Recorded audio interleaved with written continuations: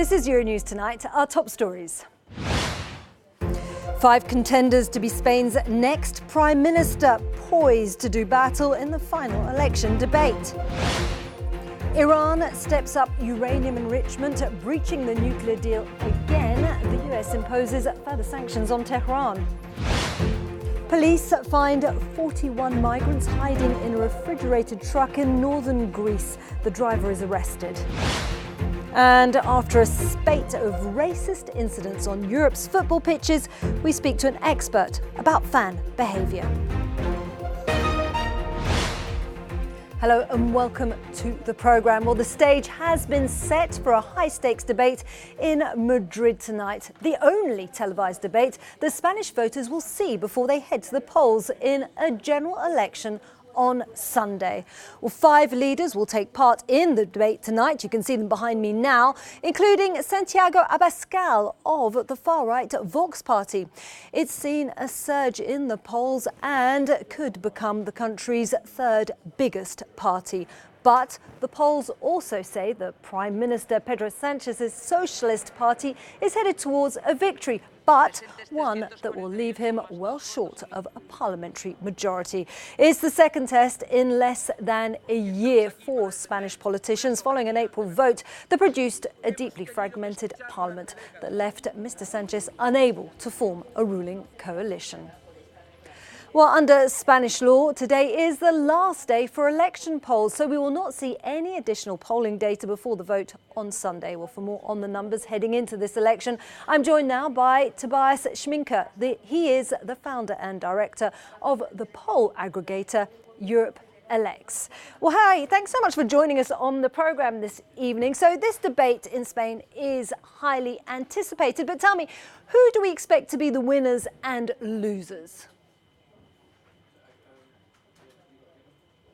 So the Spanish election is particularly interesting this year. We have seen a high volatility of voters since the 2008 financial crisis in Spain. That means many voters switch between parties, and it's often unpredictable to see the actual outcome before. And we will definitely see that the far-right Vox will gain a lot of votes and maybe become the 3rd biggest party. That would be a major success for them. The Socialists will become the largest party, definitely. On the loser side, we have the Liberals, the Ciudadanos in the center, because we have a highly polarized environment in which the voters shift to the center-left and the center-right. And this could benefit the center-right party PP, who had a very poor result in the last election and could improve their standing in this year's election. OK, so as you say, it's a very polarised political picture in Spain at the moment. So what issues do you think will dominate the debate this evening? So definitely the issue around Catalonia will be one major issue. The center-left parties have shown that they have a more softer stance for those parties who want to achieve independence for Catalonia, although they still, like the socialists, oppose independence as such, while the far-right Vox and also the center Ciudadanos, as well as the center-right PP, have always made clear that they don't want Catalonia to secede or get more autonomism for the region. Vox, in fact, wants to take autonomy from the region and centralized power in Madrid. So that will definitely dominate the debate tonight.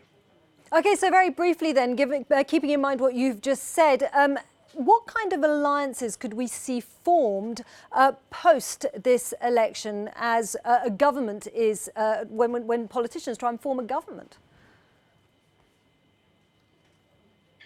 So what politicians want in this context and what voters want is different, because at the moment it looks like in polls that neither the center-right bloc nor the center-left bloc will achieve a majority by themselves, although they are fighting for this. So we have 3 scenarios which could be the outcomes in this election. The first one is that we have a center-left majority supported by regionalist parties, but only if the center-left parties, like the socialists, want to make concessions to the Catalan regionalist parties. We could see that the socialists form a minority government tolerated by the center-right PP, or we could see another snap election, which would lead to the 5th election in Spain in only 5 years. Okay, so 3 possible scenarios. Well, Tobias Schminke, thanks so much for joining us on the programme.